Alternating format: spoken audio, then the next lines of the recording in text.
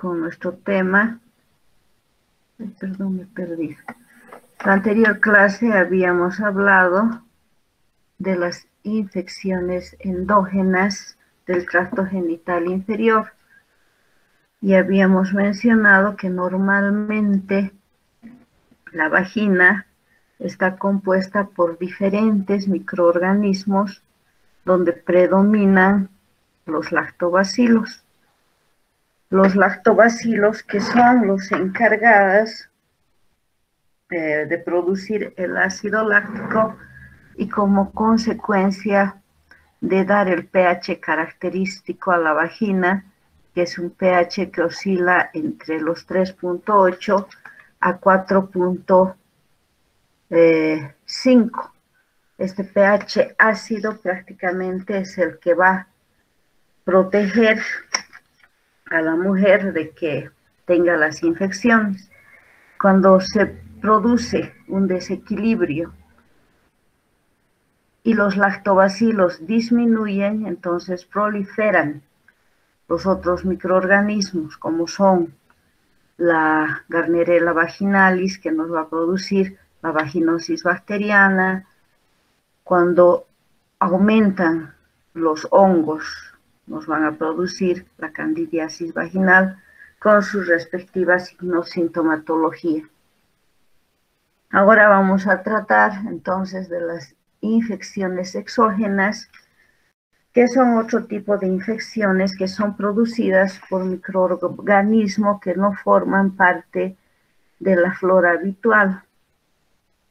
Y estas nos van a provocar las famosas enfermedades de transmisión sexual, conocidas con el nombre con la sigla de ITS. ¿Y cuáles son las principales infecciones exógenas que va a tener la mujer? La tricomoniasis, que está producida por la tricomona vaginalis, la clamidia, por la clamidia trachomatis, la gonocosia o blenorragia, que es producida por la neisseria, el granuloma inguinal, por el Calypbacterium granulomatis, la sífilis por el Treponema pallidum, que ya hemos visto en las infecciones que se producen en el embarazo, el chancro por el Haemophilus ducreyi. Igual hemos hablado ya sobre el herpes genital, que es una infección viral. Posteriormente hablaremos también, cuando hablemos de cáncer de cuello uterino, de la infección por el HPV.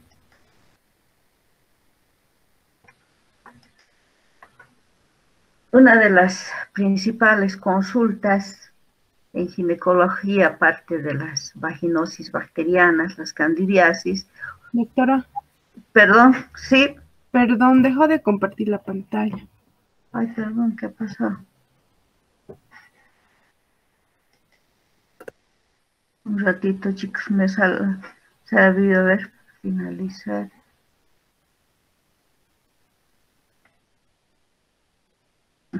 No sé qué he hecho. Volvemos entonces. Compartir. Ahora ya estamos, ¿no? Sí, doctor. Y entonces les mencionaba que una de las principales infecciones es la producida por la tricomona vaginalis, que es un protozoario flagelado, como pueden ver en la imagen, que tiene un periodo de incubación de 3 a 4 semanas. Su localización es a nivel del ectocervix, por lo tanto va a producir una cervicitis o una colpitis, una infección a nivel del cuello uterino, o una vaginitis a nivel de la vagina.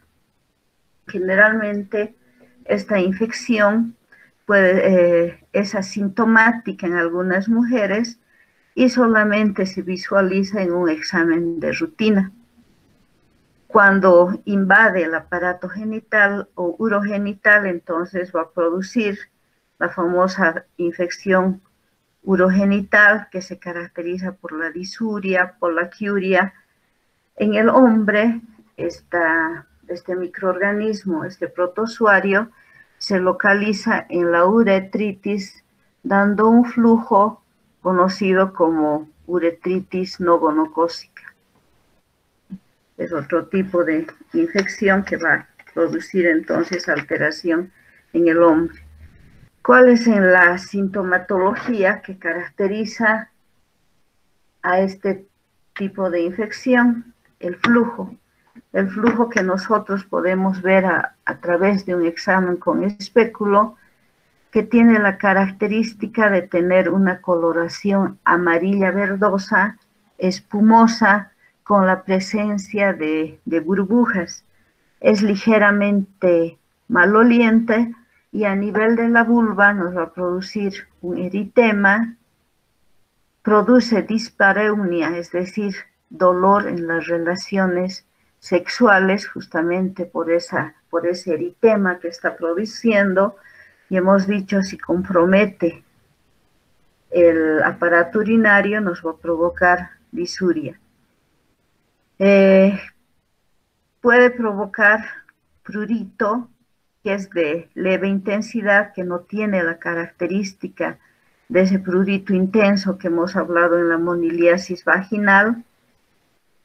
Y al examen con espéculo, lo característico es que presenta unas zonas hemorrágicas que dan al cuello un aspecto de fresa.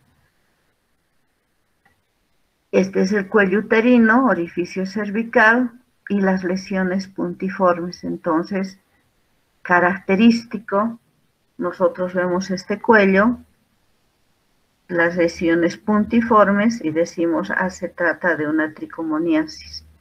Y el flujo amarillo verdoso con la característica también de estas burbujas.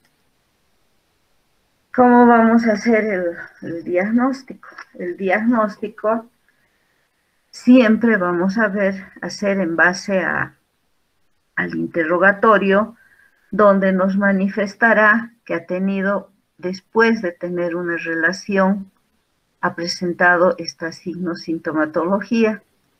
Entonces haremos una anamnesis, un examen clínico, donde veremos las características de ese flujo amarillo verdoso, de las características de ese cuello, y posteriormente solicitaremos los estudios, complementaremos nuestro diagnóstico por medio del diagnóstico laboratorial, donde nosotros podemos solicitar un estudio bacteriológico, un estudio de Gram, para identificar a las tricomonas.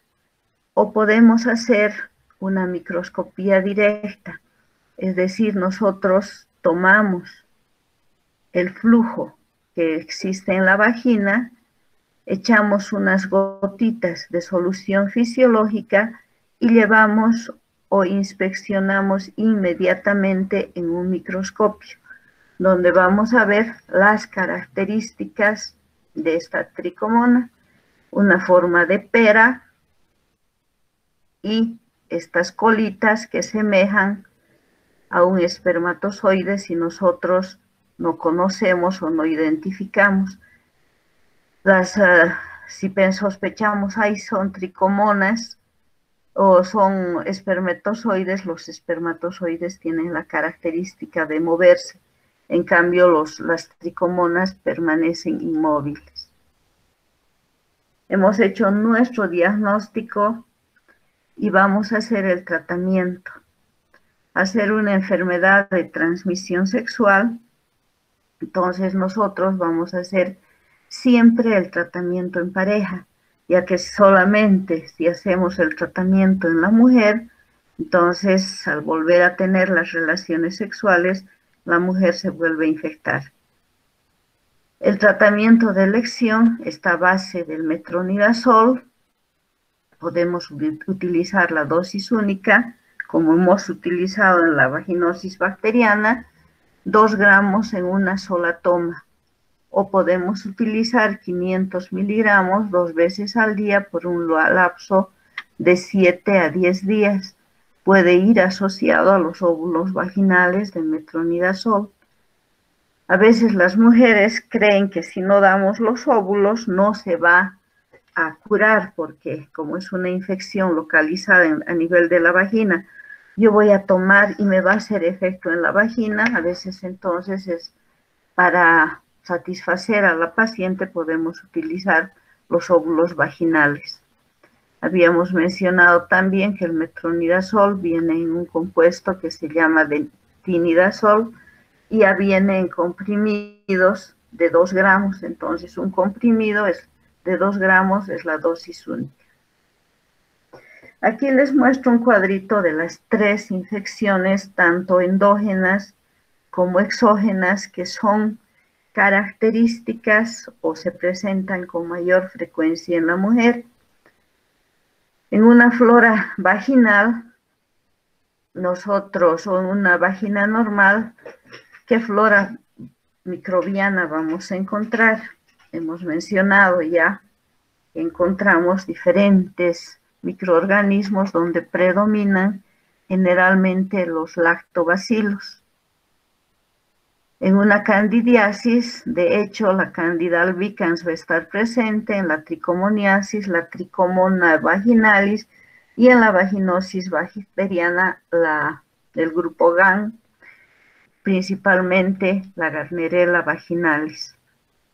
¿Qué síntomas tiene el flujo de una vagina normal? Ninguna. La vulvovaginitis por cándida se caracteriza por prurito. La tricomona nos da un flujo ligeramente maloliente. En la vaginosis hemos dicho que ese flujo es olor a pescado podrido y es abundante. Y así vamos a ir comparando las características en relación a un flujo normal y a un flujo patógeno producido por cualquiera de los microorganismos, para realizar en primer lugar su diagnóstico y posteriormente su tratamiento.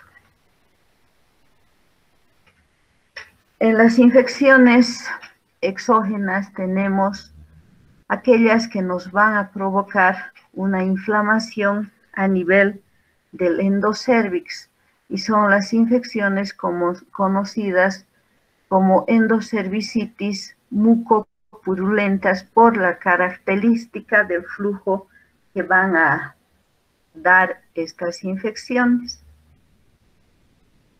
Entre las principales infecciones mucopurulentas tenemos a la clamidia trachomatis y a la neisseria, que van a provocar, como ustedes ya saben, la clamidiasis y la blenorragia o gonorrea.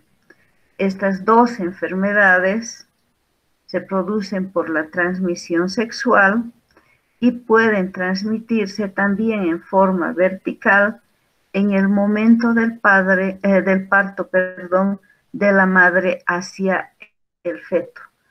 La característica de estos dos microorganismos que van a invadir la mucosa del endocervix van a provocar en el cuello hipertrofia y una ectopía que se caracteriza por ser sangrante.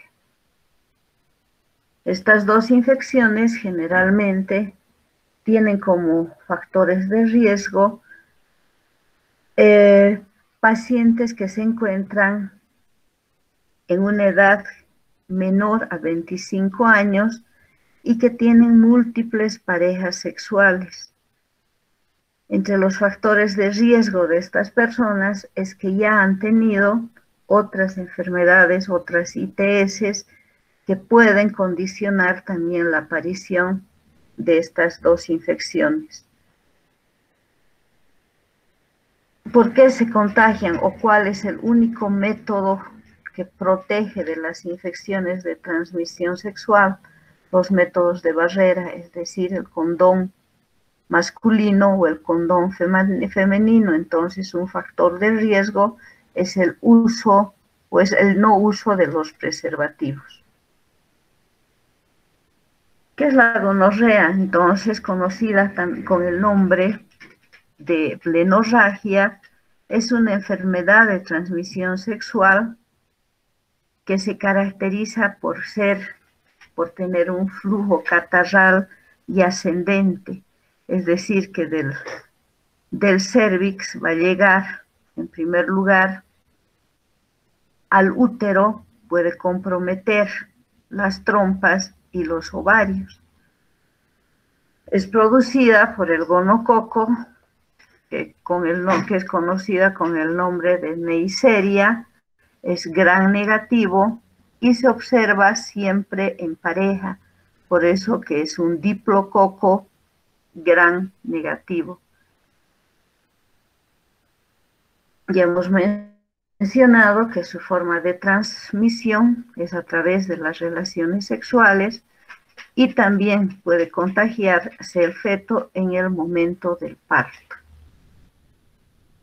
Por su ubicación, la blenorragia o la gonocosia se clasifica en baja cuando está localizada por debajo del orificio interno del cuello y normalmente en la mujer va a dar la patología que se conoce con el nombre de cervicitis, que generalmente es asintomática.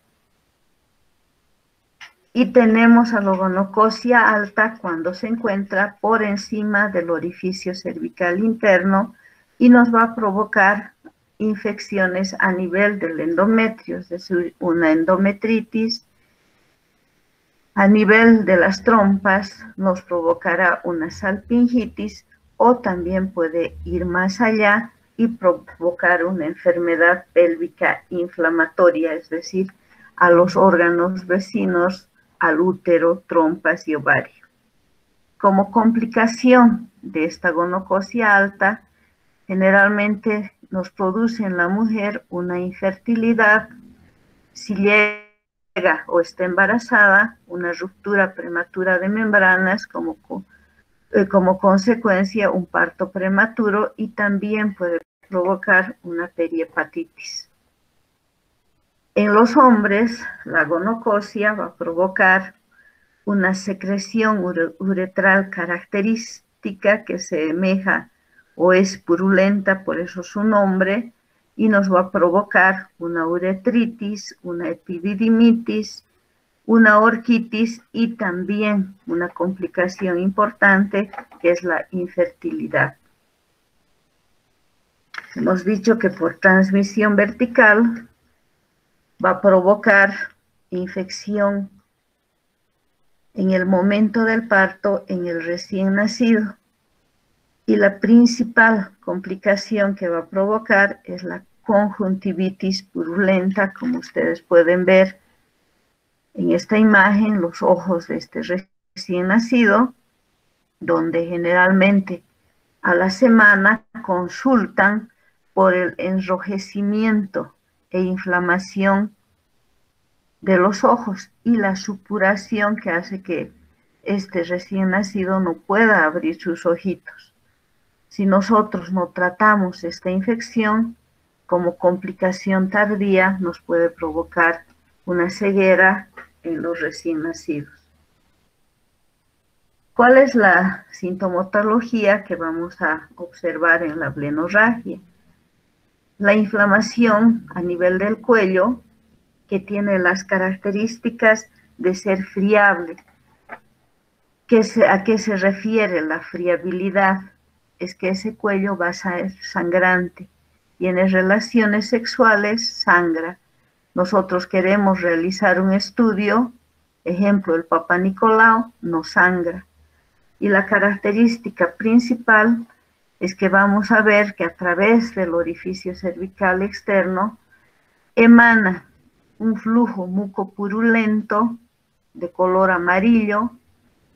La paciente, aparte de estas dos características importantes, va a presentar, como ya habíamos mencionado, disuria, dolor en la micción y aumento en la frecuencia de las micciones, o sea, una polaquiuria. Sangrado en las relaciones sexuales, que se conoce con el nombre de sinusorragia. El dolor también es frecuente, tanto en las relaciones sexuales como el dolor en el hipogastrio. Toda esta sintomatología se puede acompañar de fiebre superior a 38 grados centígrados y dolor a nivel de las articulaciones. El diagnóstico vamos a realizar siempre en base a nuestra clínica, a nuestra anamnesis y al examen ginecológico. En el examen ginecológico es importante la revisión, hacer el examen con el espéculo, donde nosotros vamos a ver las características de ese flujo. Aquí ya ven las características amarillo. Vamos a ver las características de ese cuello, donde vamos a encontrar la friabilidad, es decir, nosotros queremos tomar una muestra, nos empieza a sangrar. Cuando hacemos el examen con espéculo, aprovechamos para tomar entonces la muestra con un hisopo que vamos a ver más adelante. Más claras las imágenes donde nos muestran la característica de ese flujo purulento amarillo y ese cuello friable, sangrante. Todo esto es lo que se denomina ectopía. En el examen ginecológico, principalmente en el tacto bimanual, nosotros al movilizar ese cuello vamos a sentir, o la paciente va a sentir dolor tanto a nivel del cuello y de el útero y anexos. Entonces es importante siempre nuestro examen ginecológico. Y en el examen laboratorial, nosotros vamos a diagnosticar, nos vamos a ayudar de nuestro diagnóstico solicitando la tinción de Gram, que tiene una sensibilidad del 90%, donde nosotros vamos a ir a identificar a los diplococos. El cultivo que generalmente se va a realizar es el cultivo por el medio de Taller-Martin, donde también nos va a identificar a los diplococos, y otro diagnóstico que se puede hacer es solicitar la PCR, que es la ampliación de los ácidos nucleicos. Generalmente les decía, en un examen ginecológico, nosotros vamos a tomar la muestra. ¿Y de dónde vamos a tomar la muestra si sospechamos de una ablenorragia? En la mujer, mediante un hisopo, vamos a tomar nuestra muestra con un hisopo. Vamos a introducir 2 a 3 centímetros del orificio cervical externo hacia el endocérvix. Vamos a rotar suavemente, y esa muestra que tomamos del endocérvix vamos a poner en una plaquita y vamos a llevar para su estudio bacteriológico por la tinción de Gram. En pacientes menopáusicas, generalmente la muestra no se toma del tejido endocervical, sino del exocervix, o también podemos tomar de la orina, del vestíbulo, de la orina o del exocervix. En el varón, ¿cómo vamos a tomar la muestra? De la uretra. Pero en el hombre, para tomar la muestra, debemos hacerle orinar por lo menos 1 hora antes. Debe estar vacía la vejiga. Y a través de la uretra, nosotros igual vamos a introducir 2 a 3 centímetros y vamos a rotar ese nuestro hisopo y vamos a llevar a nuestro portaobjeto para su estudio respectivo. Tenemos el diagnóstico y vamos a hacer siempre el tratamiento en pareja. Y podemos utilizar diferentes antibióticos, como están ustedes viendo. Podemos utilizar la cefixima, en comprimidos de 400 miligramos, una sola dosis vía oral. La ceftriaxona, que se utiliza por vía intramuscular, una dosis de 250 miligramos. Igual podemos utilizar la ciprofloxacina, dosis única de 500 miligramos vía oral. Como ustedes ven, el tratamiento es sencillo, accesible a todo bolsillo y no tiene esa incomodidad de ir tomando por el lapso de 7 o 10 días. Para tener éxito entonces en el tratamiento, siempre debe ser en pareja. Si la mujer se ha contagiado en el embarazo, el tratamiento se va a realizar con la eritromicina, 500 miligramos por vía oral, cada 6 horas por el espacio de 7 a 10 días, unido a la ceftriaxona, que la vamos a administrar en dosis única de 200 miligramos. Esta paciente embarazada que no ha recibido tratamiento y puede contagiar en el momento del parto al feto, podemos hacer tratamiento para prevenir esa conjuntivitis. Inmediatamente producido el parto, administrar en la conjuntiva solución de nitrato de plata al 1%. Generalmente se pone una gota en cada ojo, o podemos poner un ungüento de tetraciclina. Si nuestro feto se ha infectado ya de la blenorragia, podemos utilizar la ceftriaxona en dosis de 25 a 50 miligramos por kilo peso, ya sea por vía endovenosa o intramuscular, pero sin sobrepasar los 125 miligramos. Es hepatotóxico para nuestro recién nacido. Otra infección exógena bastante frecuente tanto en el hombre como en la mujer es la clamidiasis. Entonces, hemos dicho que es una infección de transmisión sexual que se va a contagiar por las relaciones sexuales y es causada por la clamidia trachomatis. Al igual que la gonorrea, puede infectar la vagina, el cuello del útero, las trompas de falopio, y también puede infectar el ano, la uretra y los ojos. La clamidiasis es conocida como enfermedad silenciosa, ya que se caracteriza por no dar síntomas que nos vayan a hacer sospechar de esta infección. Generalmente, después de haberse producido las relaciones sexuales, los síntomas van a aparecer entre los 7 a 21 días.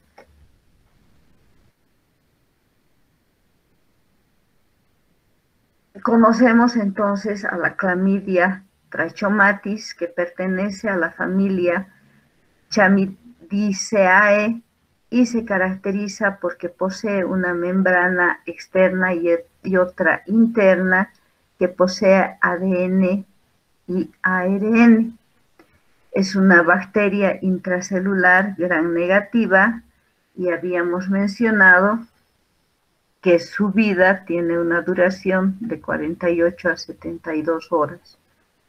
Formas de contagio: por las relaciones sexuales, vagina-pene, por las relaciones anales o por el sexo oral. Y nuestro recién nacido en forma vertical en el momento del parto. Los factores de riesgo son los mismos que en la gonorrea. Generalmente las personas menores a 25 años que ya han tenido múltiples relaciones sexuales, múltiples parejas, van a tener gran riesgo de tener esta infección. El uso de no preservativo en las relaciones sexuales, Los antecedentes de otras enfermedades de transmisión sexual son importantes para que se contagien de la clamidia. ¿Cuál es la sintomatología que va a presentar la mujer? Una secreción vaginal que puede ser de color amarilla, blanquecina, y pus, que proviene siempre a través del cuello uterino.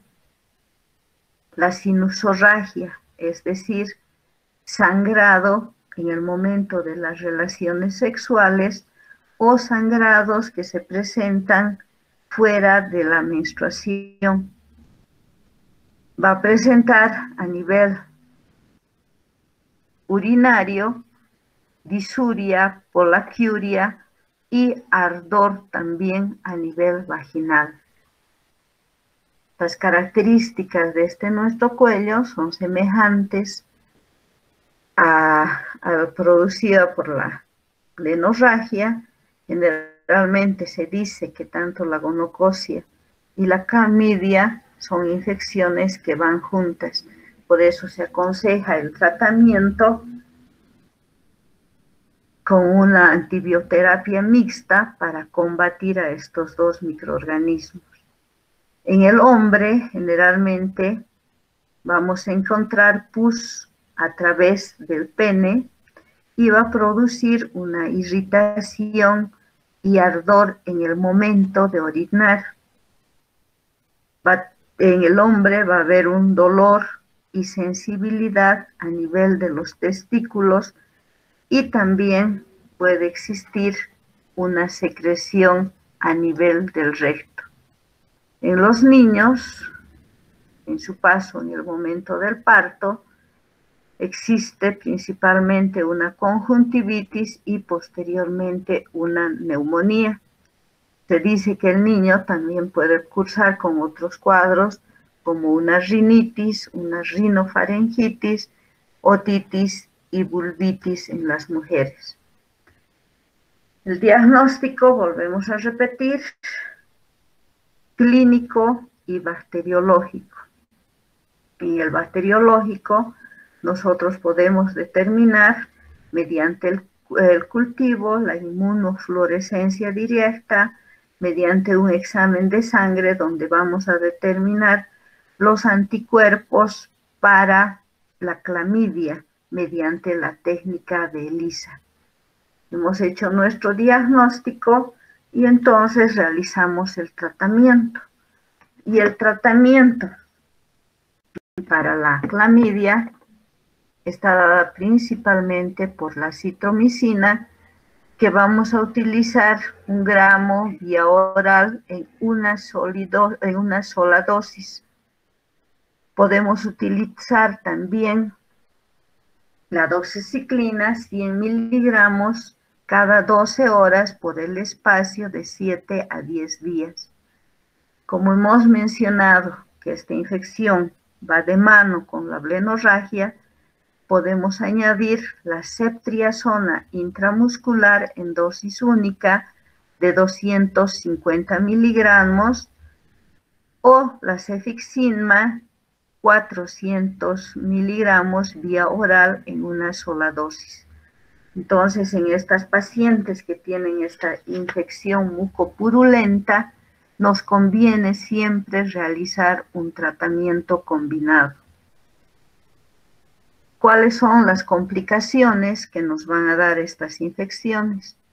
Por vía ascendente, entonces van a provocar principalmente una enfermedad pélvica inflamatoria, pueden provocar una uretritis, infección a nivel de las glándulas de Bartolino, que se conoce con el nombre de bartolinitis, infección a nivel del endometrio, como hemos dicho que van a provocar también infección alta, entonces esas trompas están inflamadas y no van a producir, el óvulo fecundado no va a llegar a la cavidad endometrial y generalmente en estas mujeres se va a presentar el embarazo ectópico o puede nuestra paciente como complicación, tanto el hombre como la mujer, ser infértiles.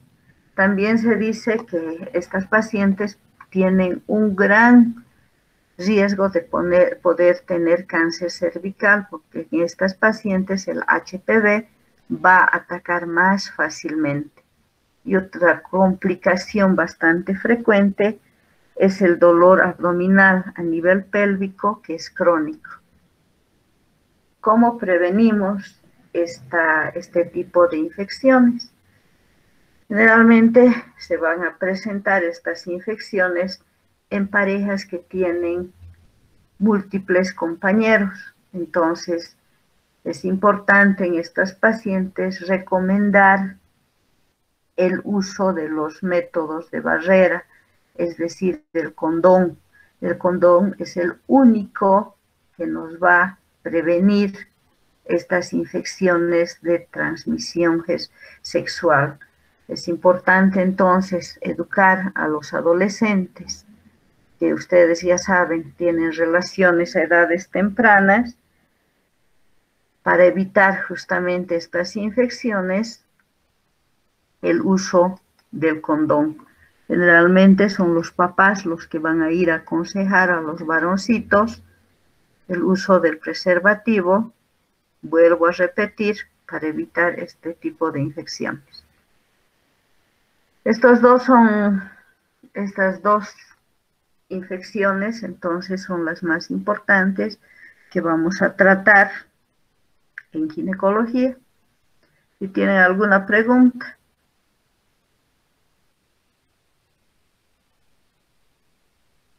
Bueno, chicos, entonces nos vemos la siguiente semana para seguir hablando de los temas de ginecología. Que tengan buen fin de semana. Hasta el lunes. Hasta el lunes, doctora. Hasta luego, doctora. Gracias. Gracias, chicos.